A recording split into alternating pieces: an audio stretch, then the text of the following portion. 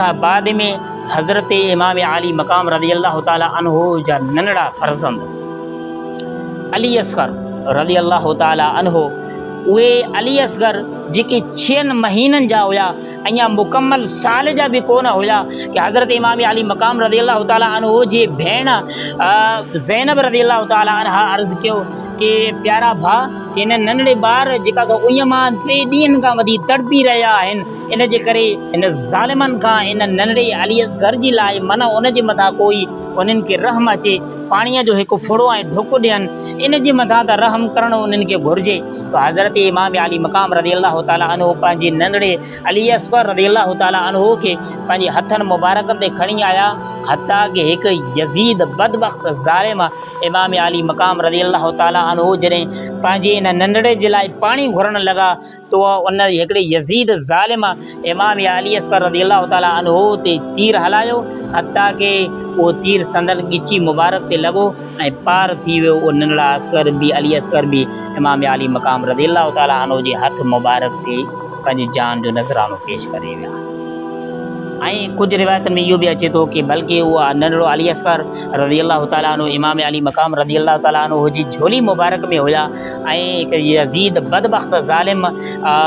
जे हिकु सिपाही ऐं हिकु उन जी लश्कर मां जा हिकु ज़ालिम उन जे मथां तीर हलायो ऐं उन जी ॻिची मुबारक मां तीर पार थी वियो ऐं उहे बि शहीद थी विया। उन खां बाद में हज़रत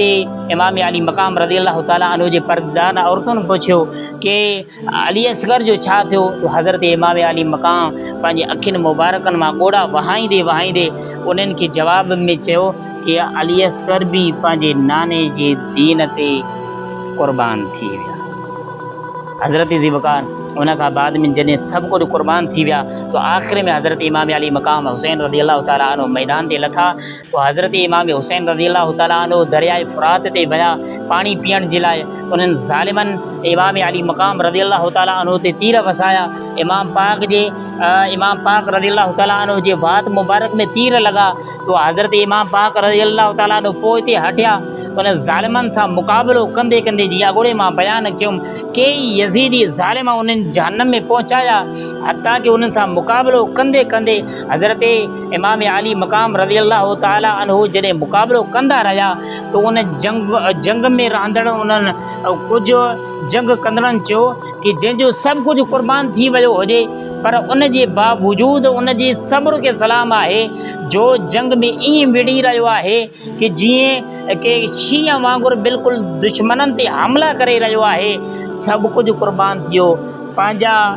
भाइर क़ुर्बान थिया, भाइटिया भाणेजा पुट सभु कुझु क़ुर्बान थिया, उन जे बावजूदि उन्हनि जो हौसलो न टुटियो, उन जे सब्र जेका सो आहे एतिरो त बेमिसाल हुयो जो उन जो हौसले जी अज़मत खे सलाम आहे, उन जे जिगर जी अज़मत खे सलाम आहे। सभु कुझु क़ुर्बान कंदे बि पंहिंजो हौसलो न टोड़ियाऊं, आख़िरकार पाण बि पंहिंजे नाने जे दीन जे ख़ातिर मैदान में लथा तो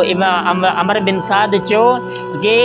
ऐं यज़ीदियो हिकु हुसैन तव्हां खां तव्हां अकेला थी करे वेंदो, सभु कुसिजी वेंदो, इन जे करे सभु गॾिजी करे इहे तव्हां त हज़ारनि जी तादाद में आहियो, हीअं अकेलो हुसैन आहे जो उहो अकेलो बि तव्हां खां अफ़सोस आहे जो ॾाढो थी वञे थो। तो उन जॾहिं उन्हनि खे पछ ॾेराई तो उहे सभु यज़ीदी ज़ालिम हज़रत इमाम अली मकाम रज़ी अल्लाह ताला अन्हु ते गॾिजी करे हमिलो करणु शुरू करे ॾिनो, हता कि हज़रत इमाम अली मकाम रज़ी अल्लाह ताला अन्हु बि पंहिंजे नाने जे दीन जे ख़ातिर पंहिंजी जान जो नज़रानो पेश करे।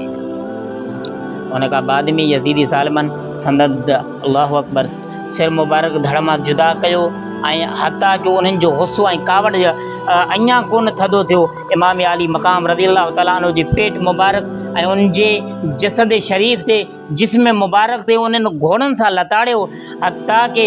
लताड़ींदे इमाम अली मकाम जो पेट मुबारक ऐं पुठी मुबारक बिल्कुलु हिकु थी वियो। उन खां बाद में उन ज़ालिमनि इमाम अली मकाम रज़ी अल्लाह ताला अन्हु जे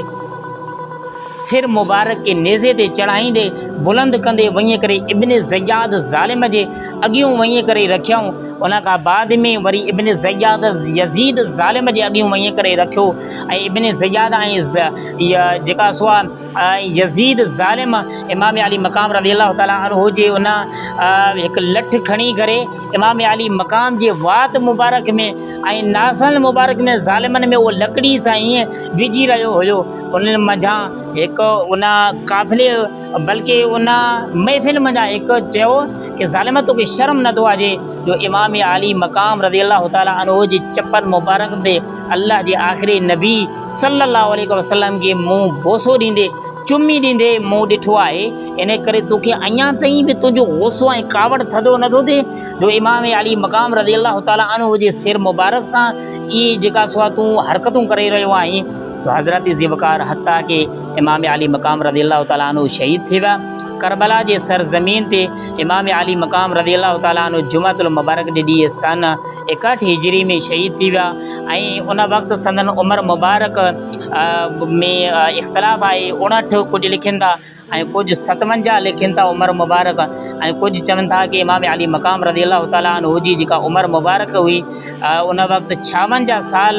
हुई ऐं कुझु 57 साल ऐं कुझु चवनि था 56 साल ऐं 5 महीना। बहरहाल ऐं तो फ़रियाद जेतिरी बि उमिरि मुबारक हुई इमाम अली मक़ाम रज़ी अल्लाह ताला अन्हु जे जिस्म मुबारक ते 33 तीरनि ऐं 33 तलवारनि जा निशान ऐं घाव थियल हुया ऐं किन जे कौल जे मुताबिक़ 31 नेज़नि जा निशान 33 या 34 तलवारनि जा निशान ऐं 110 या 15 खां मथे तीरनि जा धक इमाम अली मक़ाम रज़ी अल्लाह ताला अन्हु जे जिस्म मुबारक ते हुया। बहरहाल हज़रत इमाम अली मक़ाम रज़ी अल्लाह ताला अन्हु पंहिंजे दीन जे पंहिंजे नाने जे दीन जे ख़ातिर पंहिंजी जान जो नज़रानो पेश कयो ऐं हीअ बिल्कुलु ॾुखनि भरियो दास्तान आहे। अल्लाह सुब्हानहु व तआला खां दुआ आहे को करीम रब असांखे आका अलैहिस्सलाम